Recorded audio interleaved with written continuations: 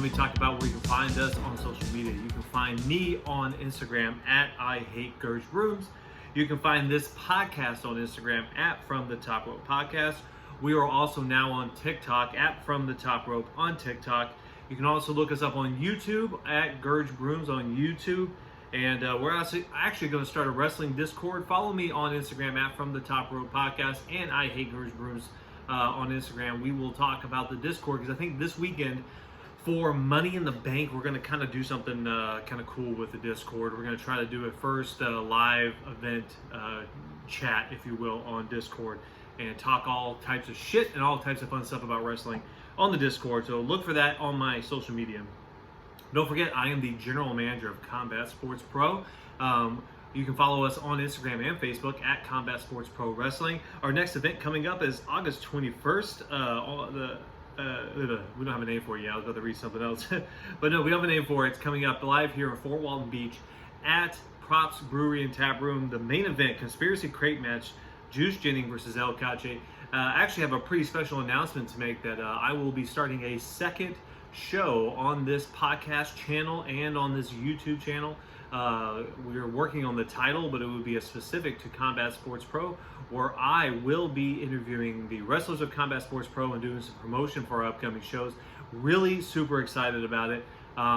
Big thing going on with Combat Sports Pro. Check us out soon. It will be a show dedicated to Combat Sports Pro, and I'm really super excited about it, along with my co-general manager, Lucha Locora, who retired from in-ring action. Please follow us on Facebook and Instagram at Combat Sports Pro Wrestling. Don't forget, you can also follow our sponsors. Bath AF makes the best bath bombs in the world. Follow them on Instagram at I Love Bath AF. Look, you worked out really hard after work, or you worked all day, or damn, you just need to stress out. Take yourself a bath and get yourself a bath bomb by Bath AF. Follow them on Instagram at I Love Bath AF.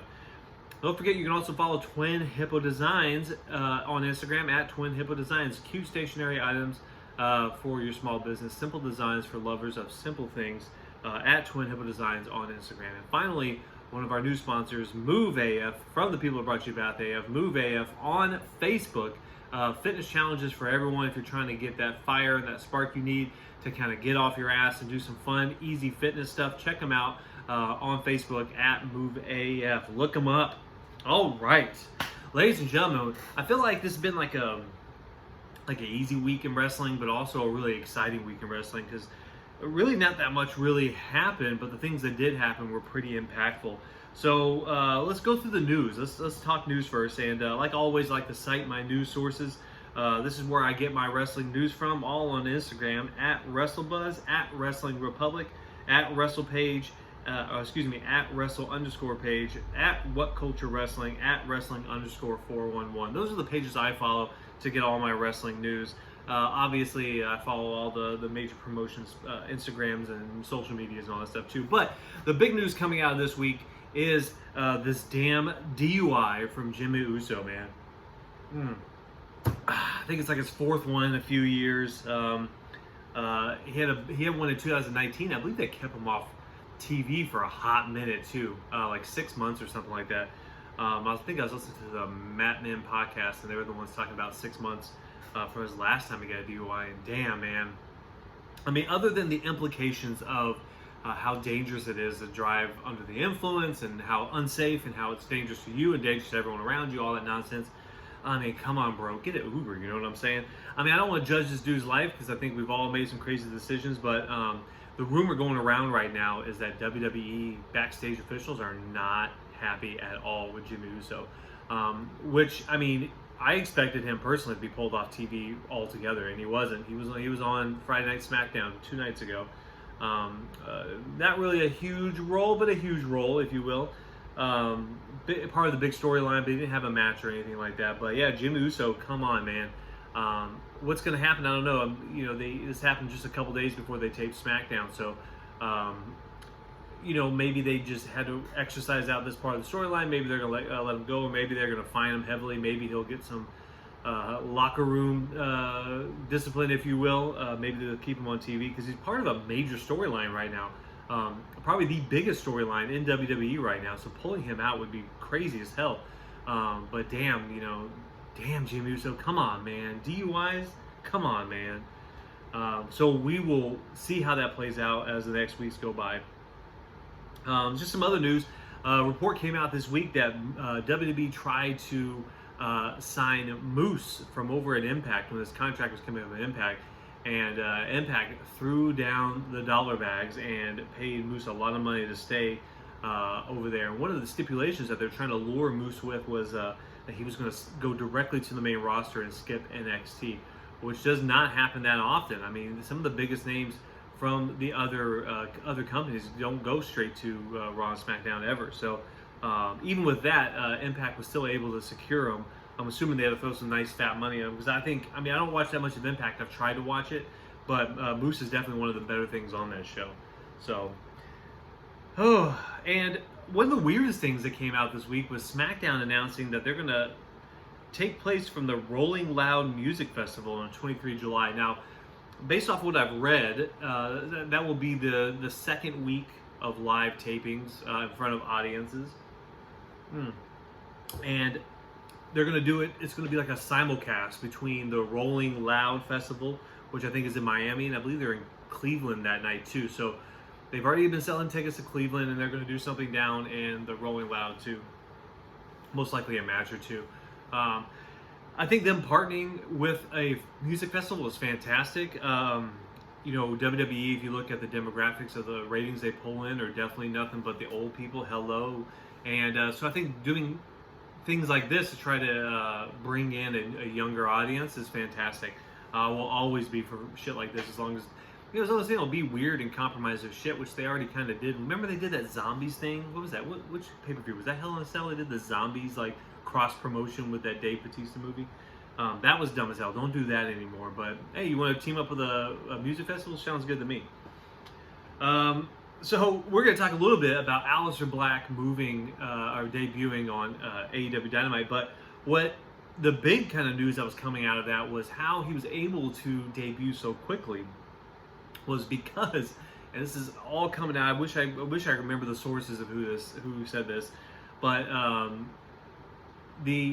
so Raw, or if you're on Raw or SmackDown, you have a 90-day no compete clause that comes out of it. But if you're on NXT, you only have a 30-day no compete, and I'm assuming it's because people in NXT make far less money than people on the main roster, if you will. And that whenever they brought up Aleister Black, like in 2019, they never fixed his contract to say 90 days. They just left it as the original NXT 30 days. So boom, that was how I find that type of, from a guy who's in an administrative job and I deal with some very high level shit, the type of simple shit that can just pass through, it doesn't surprise me. Some people were blown away that a company the size of WWE can let something like this pass. I say the size of the company can easily let something like this pass, especially something that's super routine, like a call-up. Yeah, absolutely. The wrong document, just you leave that part of the document, especially, like I said, I work in the admin world, so I understand what it's like to use templates and stuff like that. You leave the wrong damn line in the template, and it's just super casual, and everyone does it. So good on Aleister Black. He was able to kind of unexpectedly trick up WWE so he can get into AEW, which we'll talk about his debut in AEW here shortly. And some devastating news coming out of SmackDown. Bayley is reporting suffering an ACL injury during training down at the Performance Center in preparation for returning to live shows and her Money in the Bank match against Bianca Belair, and she is going to be out for at least 9 months. Now, I posted on my Instagram and on my TikTok asking and posing the question, is this a work or not? And I honestly don't know. Look, if she's legitimately hurt, which she could easily be, I wish you a speedy recovery and all that shit. But damn, if she's working the man right now, oh shit, son. I'm excited to see. I felt like the announcement was so weird. I felt like her promo on SmackDown was weird. I don't know. I've got reasons to believe why I think it's a work, but we will see as it plays out. But if she is legitimately hurt, which she easily could be, like I just said, we should full and speedy recovery and best wishes. And also Terry Funk, speaking of injuries, if you will, even though it's not an injury, which who knows, but Terry Funk hospitalized due to his dementia this week. It was just reported that he's not doing well, even though I think, damn, his name just went right outside of my head. I had it and then it's gone. Damn, it's gone. I'm going to sit here and just stutter until I figure it out. But they reached out to him and he says he's not as bad as the reports come out. He does have dementia. He is being hospitalized, if you will. I think he's being taken care of like a home, if you will. Just being taken care of. It's okay. Terry Funk, get better. Do your thing. Damn,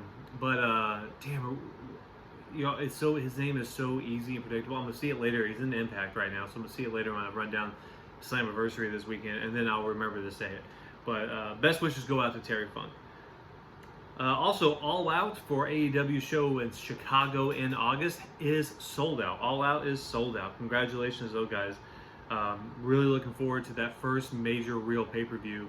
I know we had Double or Nothing with fans, but this is going to be like the one in an arena with fans and things are normal, and can't wait for that. Also, this kind of goes back to a couple podcasts ago when I was sitting with Eric, which, by the way, we'll get Eric back on the show. I know people love Eric and love hearing his opinions on things. But when the last couple shows ago, Eric and I talked about the G1 and paying attention to New Japan, the G1 Climax. And I'm going all in this year on the G1 Climax. I'm going to watch every match, and I can't wait. Well, they announced that the tournament is starting on September 18th and will run until 21 October. And buckle in, guys. I am ready for that.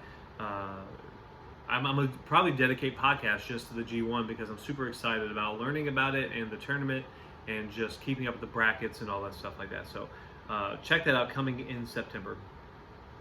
And then second to last, Paul Heyman was pulled from Talking Smack, but nobody knows why, or at least no one's telling why. He's been absent the last couple of Talking Smacks, and it is coming out from the dirt sheets that he was pulled, but we don't know why he was pulled. And yeah, that's it. Fascinating stuff. He also changed his profile picture on Twitter this week to have a picture of him like staring at Brock Lesnar.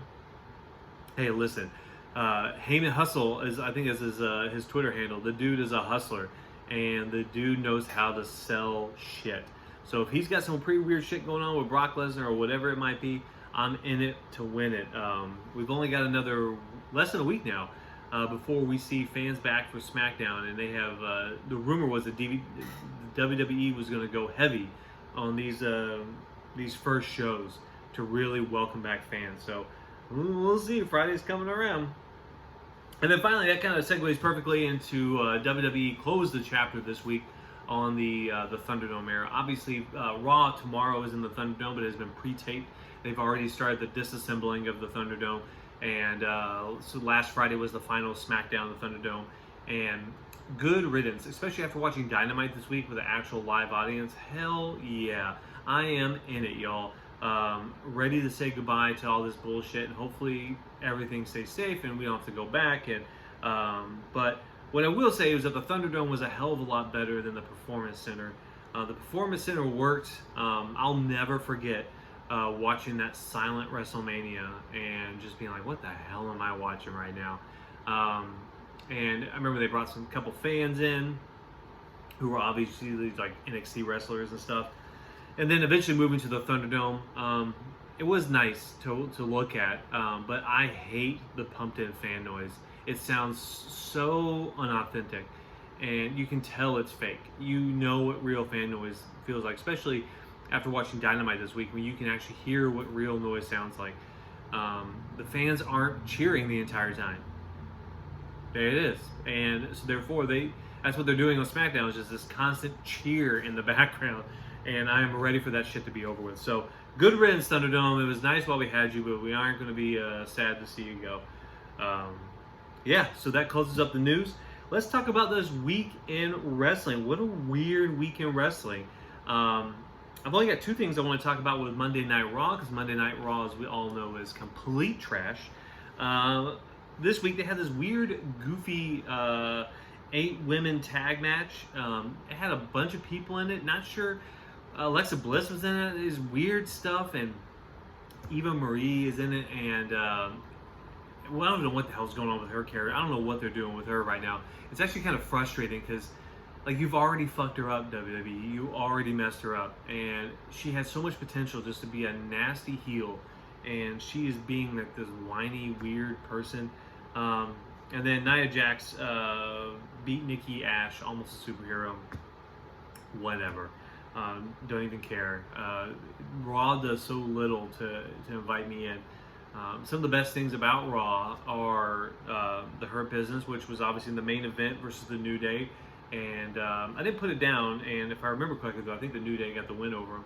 But the New Day are doing great on Raw, and RK Bro. I love RK Bro. Even though Ricochet is kind of a fucking weirdo right now, I like seeing him back on TV more. But Raw's really got to step it up because they've only got this last week, and then next week, fans are back in the room. And I'm telling you guys, fans are going to boo the shit out of this. Fans want to love WWE, y'all, but they're going to boo the silly nonsense that they're putting on this show. So the big thing was they're just setting up for Money in the Bank, which the go-home show for Money in the Bank is this week. But just regular, nothing crazy Raw. The next night, though, on NXT, it was out of control. Great American Bash. Awesome matches all around for the most part. The opening match, the Tag Team Championship match, was awesome. MSK wins with a roll-up. Cameron Grimes in an awesome match against LA Knight. He loses, though, to LA Knight. So LA Knight retains his $1 million championship, but then also Cameron Grimes now has to be LA Knight's butler. Can't wait to see that bullshit happen on TV. And then, of course, we had the NXT Women's Champions lose their belts the way they lost their belts to Io Shirai and Zoe Stark. And with help from Tegan Nox, which we'll talk about her in a little bit too, but Tegan Nox returned. She was the battery charging, and she returned to help the Way lose their belts. And then an awesome main event with Adam Cole and Kyle O'Reilly. If you haven't watched that match, you definitely need to go check it out. The end sequence, I love a Panama Sunrise. I love, love, love it. And I love watching Adam Cole set it up, and I love watching executing it. But really good match, really good night.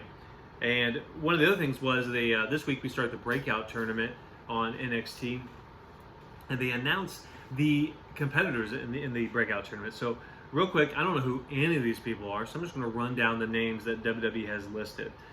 They have Carmelo Hayes, Andre Chase, Trey Baxter, Duke Hudson, Josh Briggs, Joe Gacy, Eichmann Giro, and Odyssey Jones all start next week on the Breakout Tournament on NXT TV, and look forward to that. I like tournaments, and I think it's going to be a lot of fun. NXT was really enjoyable this week with the Great American Bash. Definitely worth its money. Definitely better than last year too. The set was nice. They need to get out of the CWC though. The fans just aren't doing it in there anymore. We need to put them in small arenas or put them back in Full Sail or something. But we need something better. We need something better than the CWC. And switching gears, as Michael Cole would say, we're going to talk about AEW Dynamite, their very first show with live fans back, and damn, it was a doozy. It was so nice to hear the crowd. Oh, by the way, sorry, you can go back to Great American Bash. I forgot to mention that I did name, if you go on my TikTok and my Instagram, at From the Top Rope Podcast, on Instagram, at From the Top Rope, on TikTok, I named Adam Cole versus Kyle O'Reilly my match of the week. Check it out. There's a clip on there from the match on both Instagram and TikTok. And the reason why I remember that is going to AEW, the pop, what I call the pop of the week, now that we got fans back, is, and there's a little bit of controversy going on TikTok because people are commenting that it wasn't the biggest pop of the night. I didn't say it was the biggest pop. I said it was the best pop. I think Aleister Black, or Malakai Black, if you will, as he debuted, he got the biggest pop of the night. But I felt the best pop of the night went to Hangman Adam Page when he came out to save the Dark Order as they were getting beaten down.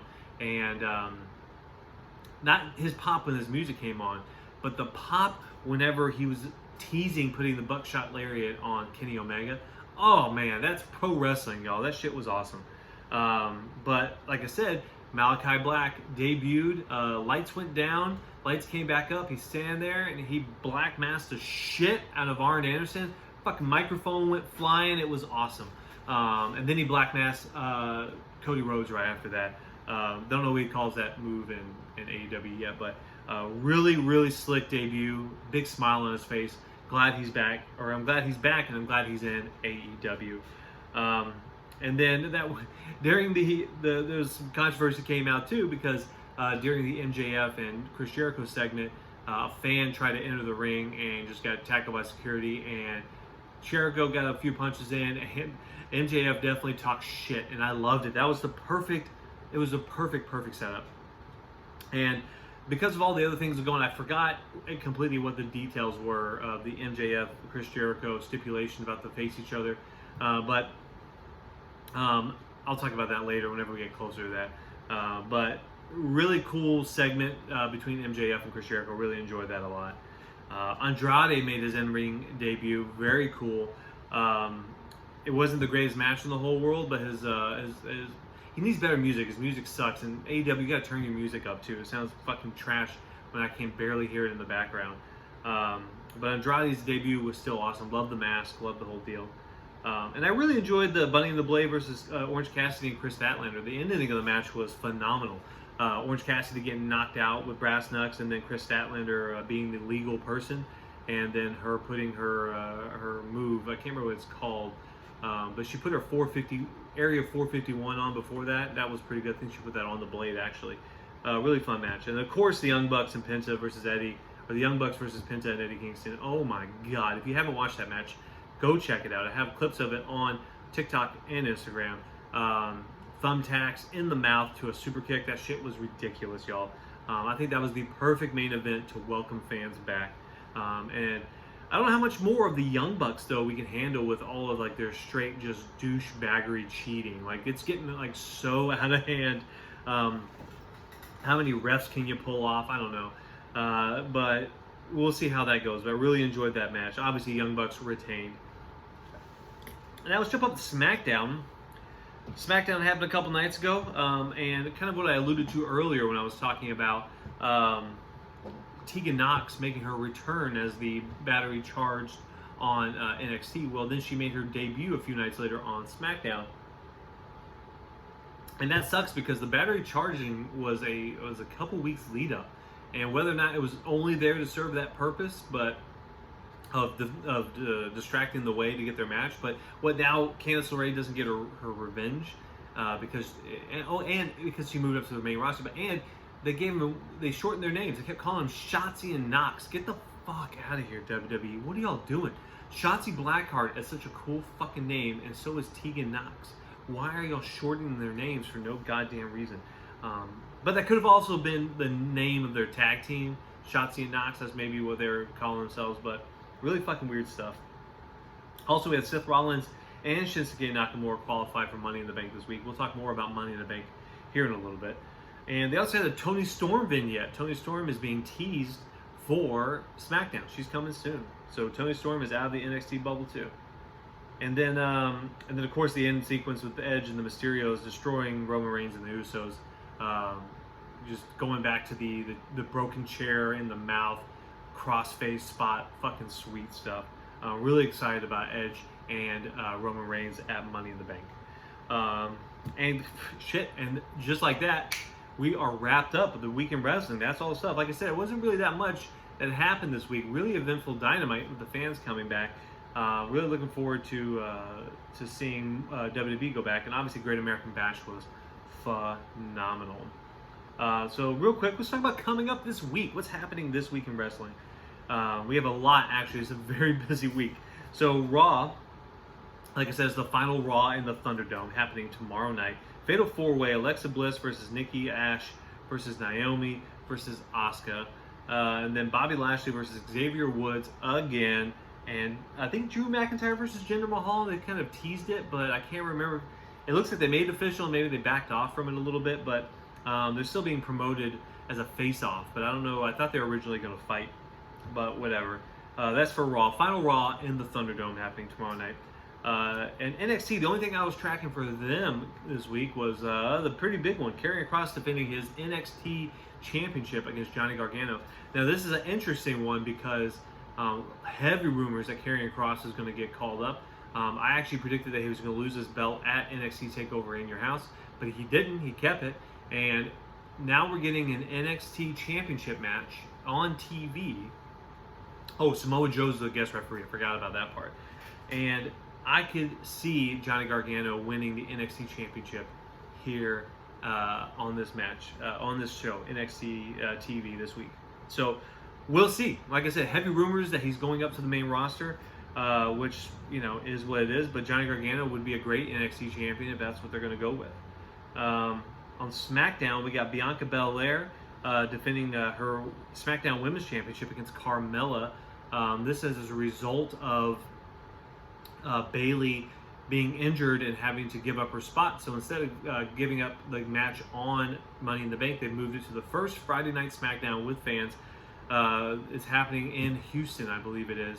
I'll be live texting on my stories on Instagram. Check it out because I'll be watching it live, and I'm really excited. But yeah, Bianca Belair defending her SmackDown Women's Championship against Carmella. Carmella's replacement, and Carmella was pulled out of Money in the Bank, and Liz Tyler. That's a damn. I was watching Incredible Hulk today.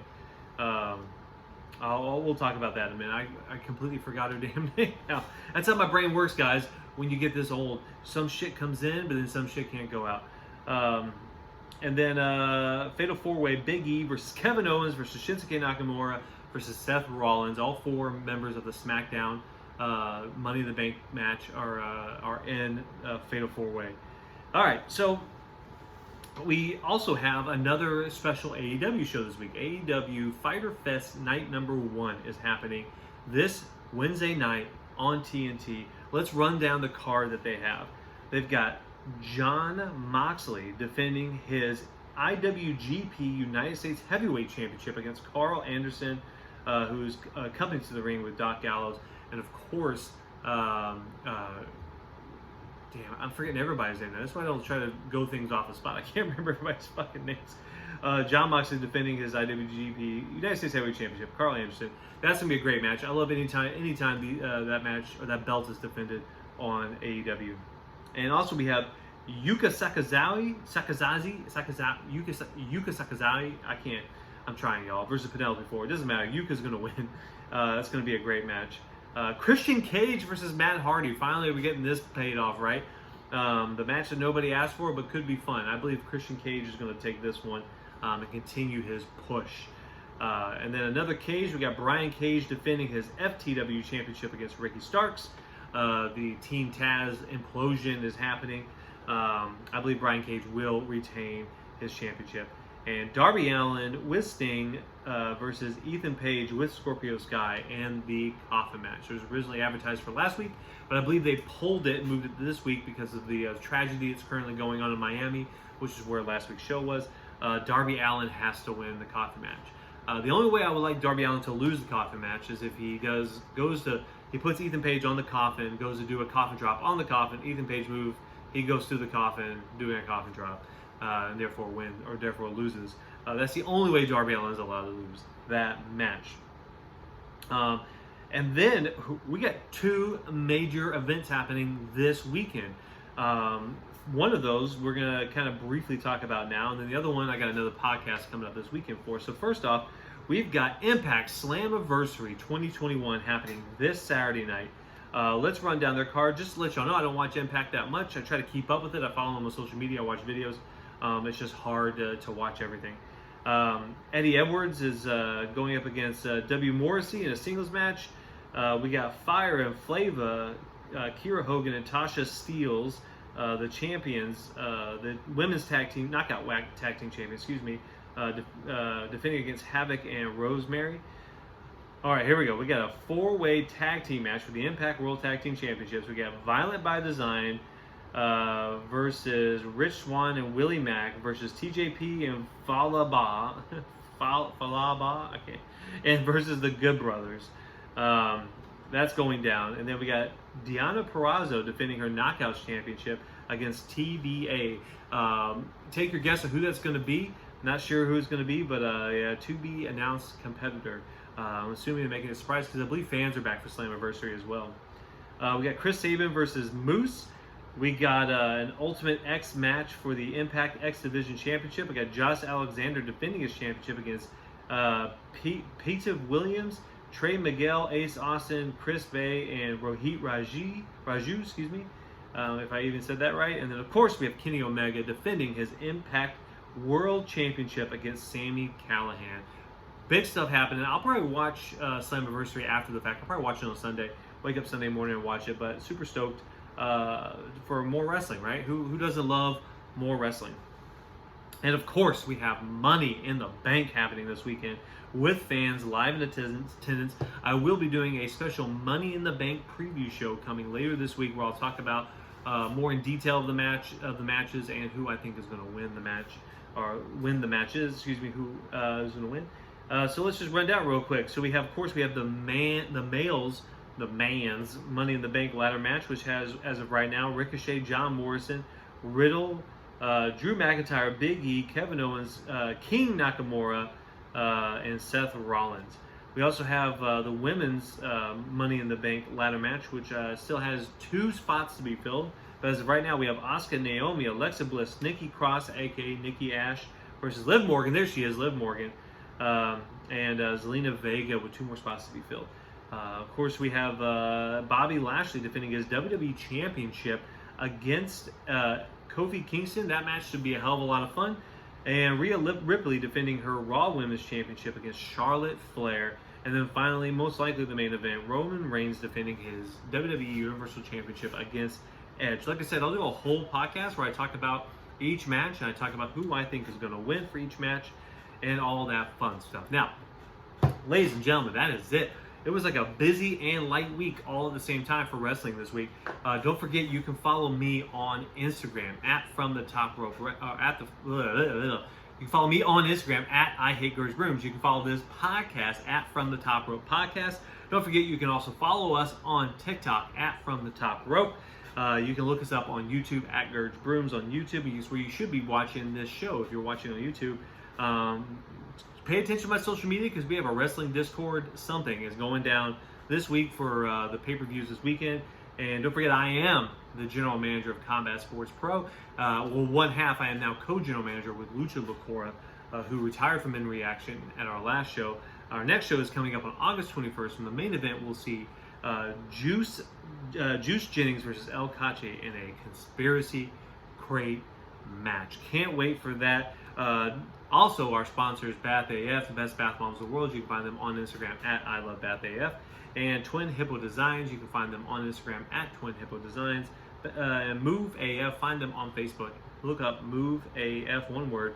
And yeah, but ladies and gentlemen, that has been episode number 38 of From the Top Rope Podcast. Great shit going on. I am excited for this week. I'm excited for fans to return to the WWE shows. Excited to watch Dynamite with fans again. Fyter Fest, Slammiversary, Money in the Bank. Lots of fun stuff happened this week. Check us out. We'll see you next week. We'll see you for the preview show this weekend. Ciao, y'all.